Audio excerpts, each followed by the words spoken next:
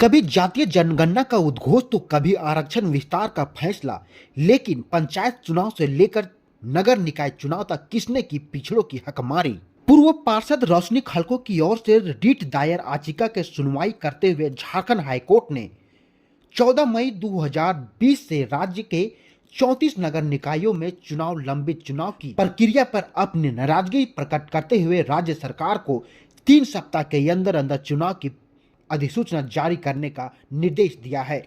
और इसके साथ ही पंचायत चुनाव के सामने ही नगर निकाय चुनाव में पिछड़ों की हकमारी का रास्ता साफ हो गया है और पिछड़ों की इस हकमारी का जिम्मेदार कोर्ट का फैसला नहीं होकर राज्य सरकार का 3 लेयर टेस्ट को लेकर शिथिल रवैया है। दरअसल जब तक 3 लेयर टेस्ट की प्रक्रिया को पूरा नहीं किया जा सकता तब तक पिछड़ी जातियों के आरक्षण प्रदान नहीं किया जा सकता।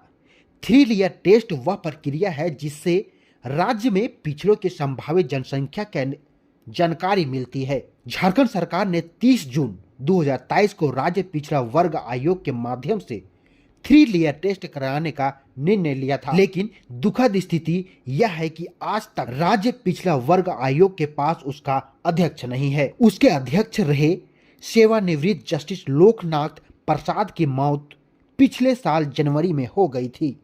तब से अब तक यह पद खाली है। पिछले वर्ष ही 3 नवंबर को अध्यक्ष पद खाली रहने पर झारखंड हाईकोर्ट ने अपनी कड़ी नाराजगी जताई है। इसके बावजूद इस दिशा में कोई पहल नहीं की गई। इस हालात में स्वाभाविक रूप से राज्य सरकार की नीयत पर सवाल खड़ा होते हैं। एक तरफ सरकार जातीय जनगणना करवाने का दम भरती है और बेहद गड़बड़ी और बगैर जनजातीय जनगणना की पिछड़ी जातियों का आरक्षण विस्तार का फैसला लेती है, तो दूसरी ओर सरकार पंचायत चुनाव से लेकर नगर निकाय चुनाव तक पिछड़ों की हकमारी का रास्ता भी साफ करती दिख रही है। यहां बता दें कि एक अनुमान के अनुसार राज्य में पिछड़ी जातियों की जनसंख्या करीबन 54% है।